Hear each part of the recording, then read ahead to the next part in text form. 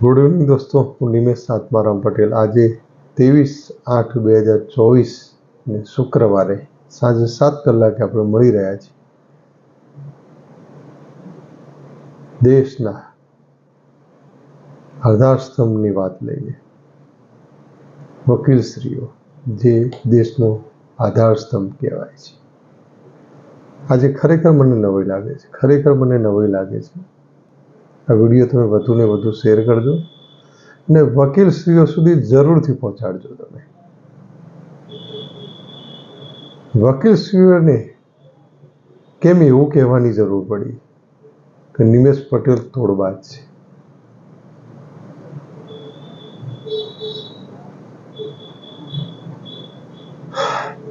નવાઈ લાગે છે, ખરેખર નવાઈ લાગે છે. આ એ વકીલશ્રીઓ કહી રહ્યા છે કે જેમના છાપરા ઉપર સત્ય થઈને હું બેસેલો છું. જો હું તમારી ડાયરી ખોલી દઈશ ને તો કાળા કોટ ઉપર કાળો ડાઘ નહીં, પરંતુ અંદર સફેદ શર્ટ જે તમે પહેરો છો ને એની પર ડાઘ લાગી જશે, સમજી લેજો. આ મારી એક જીત જ છે એવું હું સમજુ છું. આજે આ 5મા વકીલશ્રી આવું કીધું. એક વખતે તો હું કોર્ટની અંદર હાજર થયો છું. હું પાછળ હતો, હું સાંભળતો જ તો. અદબવારીને મહામહિમની સામે હું ઉભેલો હતો અને વકીલશ્રીને ધ્યાન જ નહોતું હું પાછળ ઊભો છું. અને એમને કહી દીધું, સ્પષ્ટ કહી દીધું, આ નિમેશ પટેલ તોડબાજીના જ ધંધા કરે છે.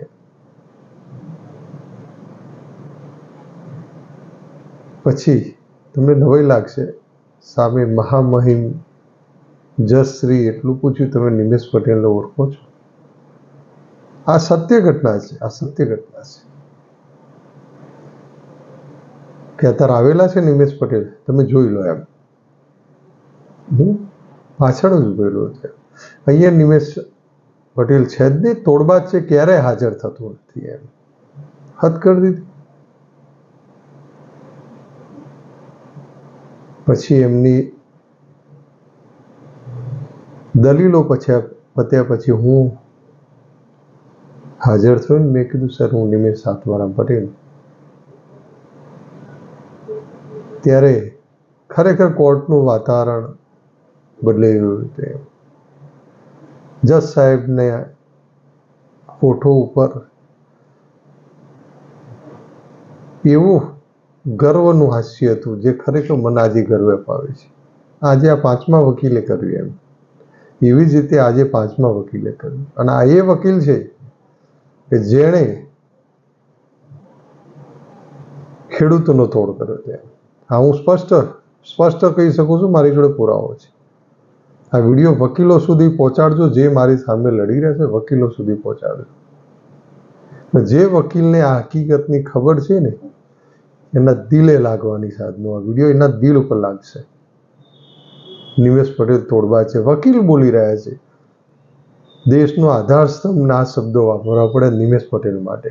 સામે આવીને લડો. આજે કલોલની અંદર એક જ વકીલશ્રી મારી સામે લડી રહ્યા છે, બીજા કોઈ વકીલશ્રી આવતા નથી. એ સમજી ગયા છે કે પરિસ્થિતિ આવું છે.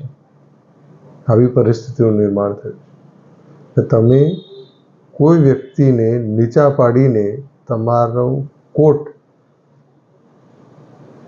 અપમાન ક્યારેય ના કરશો. તમે તમારા વિશ્વાસે અસીલો કામ આપતા છે. એમને સત્ય બતાવો. આગળના વિડીયોની અંદર મેં કીધેલું હતું, આ રીતે મહામહિમની સામે મને ખોટો પાડીને કે હું તોડબાજ છું કહીને તમે કર્મથી બચી નથી શકવાના. આજે હું એકલો લડી રહ્યો છું, સમજી લેજો. હું જીતીને જ રહીશ. આજે આ 5મો દાખલો બન્યો એટલે વિડીયો મારો બનાવવો પડ્યો. મને ગર્વ છે મારા ઉપર, અને હું ખેડૂતોને ન્યાય અપાવીને જ રહીશ. આજે પ્રથમ લેન્ડ ગ્રેબિંગ અરજી નવા કાયદા અનુસરીને નવી કલમોને ધ્યાને લઈ આજે પ્રથમ લેન્ડ ગ્રેબિંગ અરજી કરેલી છે. હવે કાયદાની સમજણ આ જ વકીલશ્રીઓ મને આપેલી છે. એટલા નીચે ના ઉતરો કે તમે તમારી નજરની અંદર નીચા પડી જાઓ. એટલે આ વિડીયો મારો વકીલશ્રીઓને ખાસ મોકલજો કે એમને કહેવું પડ્યું નિમેશ પટેલ તોડબાજ છે એમ. અને આ વકીલશ્રીઓ જે 5 વકીલશ્રીઓએ બોલેલા છે એના દિલના ઉપર સીધું બાણ મારું આજનું વાગવાનું છે. અને આત્માને હલાવજો. હું તમારા નામ બહાર નહીં પાડું, પણ આત્માને હલાવજો, ન્યાયની વાત કરજો. અને જો હું ખોટો હોઉં 100માંથી 0.001% જો મારી ભૂલ નીકળે ને તો આ ભૂમાફિયા મને જમીનમાં ગાળી દે. જે અમદાવાદમાં હું હોઉં ને તમે FIR કરી શકો છો. પાલડી પોલીસ સ્ટેશનની અંદર બેફામ ગારો મને બોલાવી શકો છો, મારો તોડ કરાવી શકો છો, 54 અરજીઓ મારી પર કરાવી શકો છો, 28 અરજીઓ ખોટી સહીઓ કરીને મને મારી સામે કરી શકો છો તમે. તો આ શું ના કરી શકે? મારા કર્મ ને તમે નહીં પહોંચી શકો એવો મારો આત્મવિશ્વાસ છે. અને હું દર ગુરુવારે આ જ ન્યાય આપવા માટે 9 જન્મ લઉં છું. એ ભૂલતા નહીં તમે.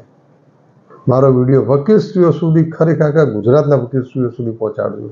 અને 5 જણના જો આજે હું એવું માનું છું 5 જણના દિલની અંદર આ મારું બાણ વાગવાનું છે. અને એ જ વ્યક્તિઓ જો સુધરીને ન્યાયના રસ્તે જશે ને તો ઘણા વ્યક્તિઓને ન્યાય મળશે.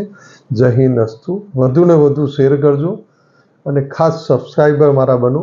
આવા જ વિડીયો સાથી ઠોકીને સત્ય સાથે હું બહાર લાવીશ. અને બધાને ધ્યાન નથી, પણ એમના બધાના છાપરા ઉપર હું સત્ય થઈને બેસી ગયો છું. તારે જય હિન્દ અસ્તુ. ફરીથી મળીશું આવા જ ગર્વ્ય વિડીયો સાથે.